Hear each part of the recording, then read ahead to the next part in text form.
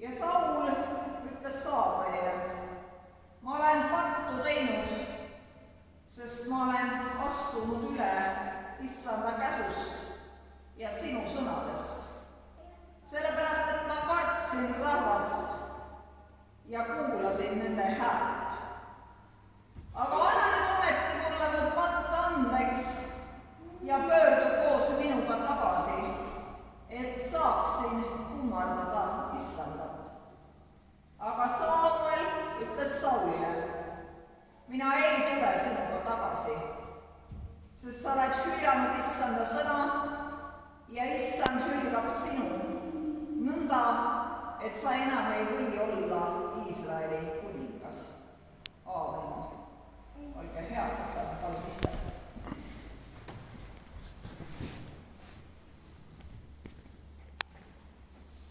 Tänase pühapäeva teemaks on armastuse käsk.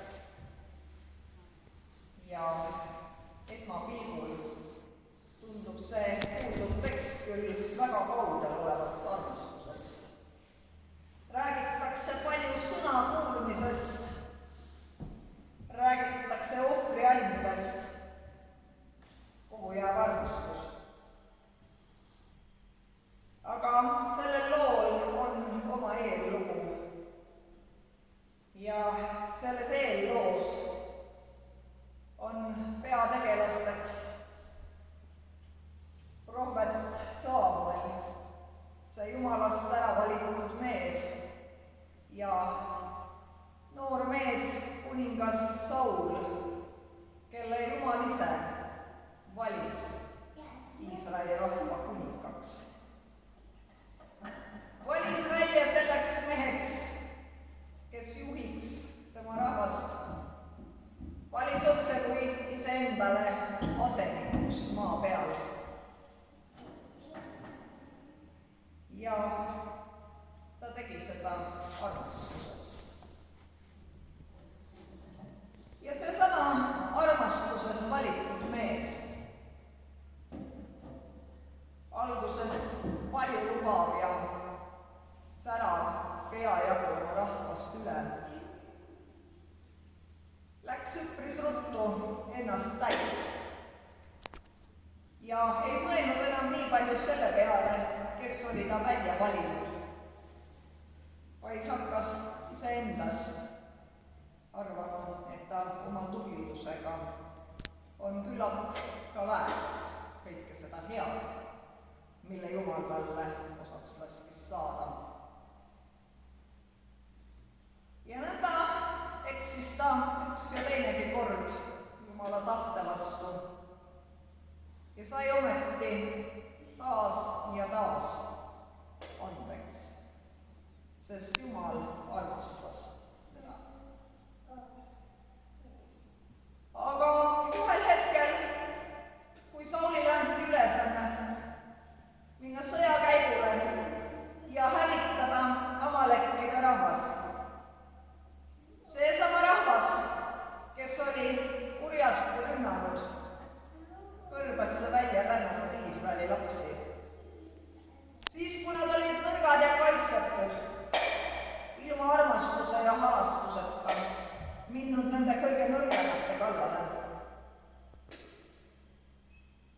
Siis kui Saul sai ülesande Jumalalt see halastuseta ja armastuseta rahvas hävitada viimse meheni koos kõigi oma kariloomadega, siis otsustas Saul, nii nagu paljud maisedki armastajad siin maailmas, et tema ise teab paremini, mis tema armastatule hea on.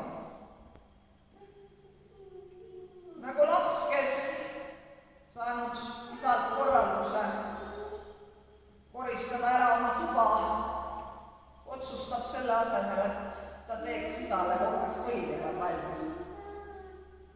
Hästi ju tehtud, aga mitte see, mida meilt paluti. Ja nõnda oli Saul oma sõjakäigul küll võidukas, aga ta ei täitnud Jumala antud ülesannet.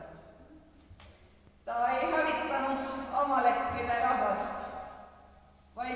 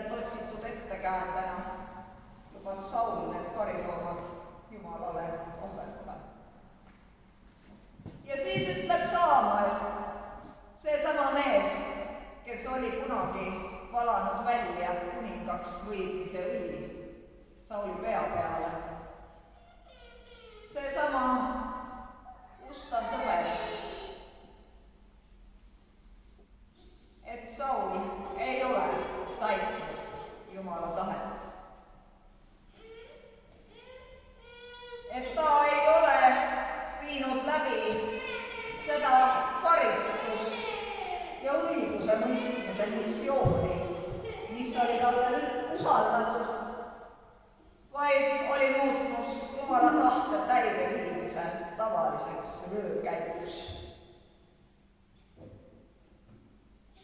Ja nõnda ütleb Jumalgi viimaks, et on aeg oma vigade eest karistus kanda. Saulile kingitakse küll elu, aga kuninga võim tema sugulasest võetakse ära. Ja oma elu lõpul on ta luupainajatest ja kahtlustest vaadatud mees, keda tabavad vaimuhaiguse hood ja keda üksnes tema tulevane ametijärglane, seesama hea kuningas Taavet, oma kandlemänguga suudab hetkeks rahustada. Ja siis see kunagi armastusega täidetud mees üritab seda ainust inimest, kes teda hetkeks aidata suudab, tappa. Kus on armastus?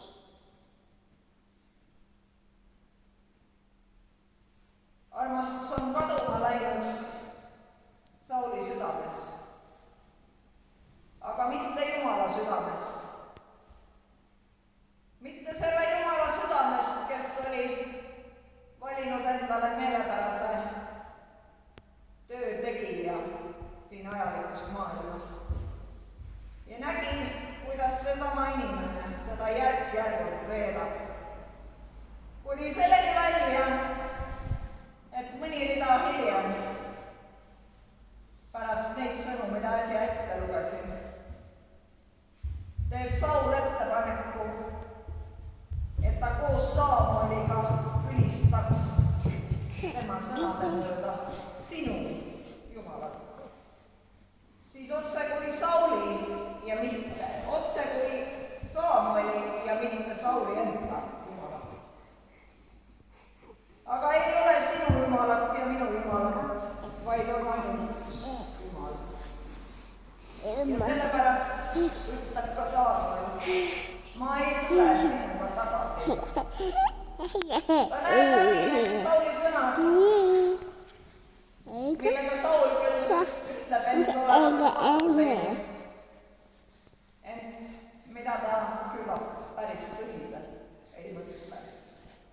Sest iseenda meelest oli ta ju kõik.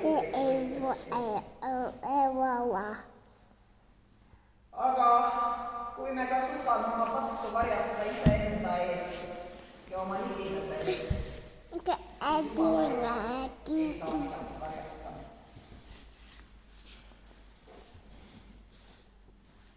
Ühes toredas muusikalis Viiultaja katusel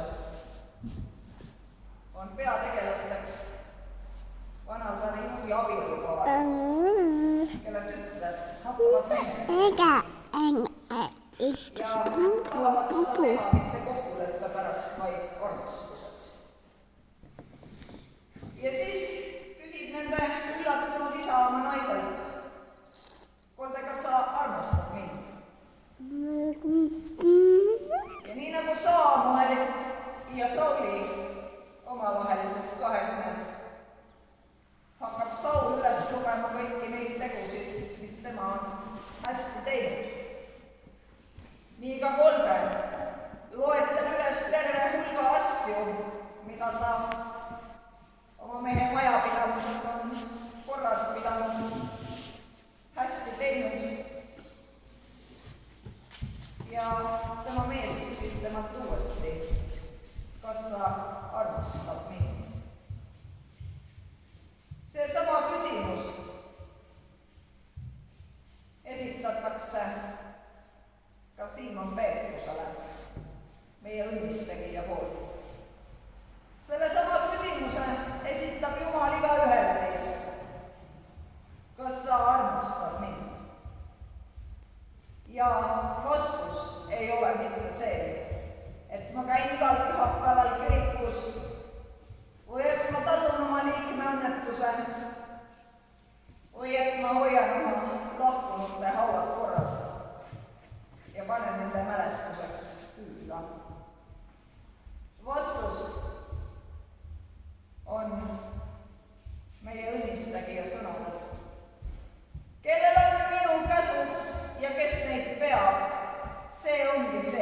kes armastab mind. Aga kes armastab mind, seda armastab mu isa ja mina armastan teda ning näitan talle ennast. Kui Jumal tahab, et sa muudad oma elu, kas sa teed seda? Kui ta tahab, et sa loobuksid mõnest sulle meelepärasest asjast, kas sa teed seda? Kui ta tahab, et sa läheksid raskemat teed, teenimise teed, kas sa lähed? See on armastus, kui sa mõtled esmalt armastatule ja tema soovidele ning alles siis sellele, mida sinu enda mõistus sulle ütleb, mida võiks teha. Sest meie oma inimlikus tarkuses oleme juba kord jumalad ja tõeline tarkus on üksnes Jumalal. Kui meie näeme seda ühte päeva ja ühte nädalat ja ühte aastat oma elust, siis Jumal näeb igavikku. Ja sellepärast ei ole meie need, kes tohivad Jumalale öelda, mida too tahtma peaks. Mitte meie ei saa öelda Jumalale, mis on hea, vaid meil tuleb kuulata, mida tema hääl meie südames meile ütleb. Ja niiviisi on armastus ühtlasi ka sõna kuulmine. Sõna kuulmatus ei ole mitte ainult see, kui me ei tee, vaid kui me teeme poolikult, lohakalt, ilma armastuseta. Nii nagu osaline armastuski on hoolimatus. Ja sellepärast peab meie süda olema avatud Jumala tahtele. Ja meist ei ole temale ütlejat, et mõni asi oleks pidanud olema teisiti, vaid tema on see, kes meile ütleb, kus meie oleme eksinud.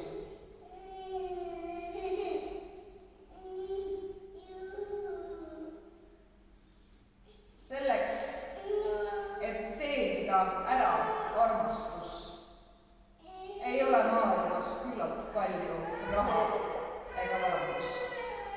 Armastust ei saa osta. Armastust ei saa ise võtta. Seda ei saa kõikida. See on and, mille annab Jumal. Ja see armastus, millega tema meid meie eludes saadab, on tingimusteta. Tema ei armasta kohusetundes, tema ei armasta haletsuses. Tema ei armasta meid sellepärast, et me oleksime seda armastust väärt. Temale oleme me väärtuslikud sellistena, nagu me oleme. See armastus on midagi, millest meid ei lahuta. Ei riigivalitsused ega kohtuvõim, kõrgused ega kaugused ega inimlik hoolimatus. See armastus kuulub meile. Selles on andeks andmine ja rahu. Ja me ei pea avastama maailma jagusid, vallutama kaugeid maid, teenima varandusi ega annetama neid heategevuseks. Me peame avama oma südame Kristusele ja tema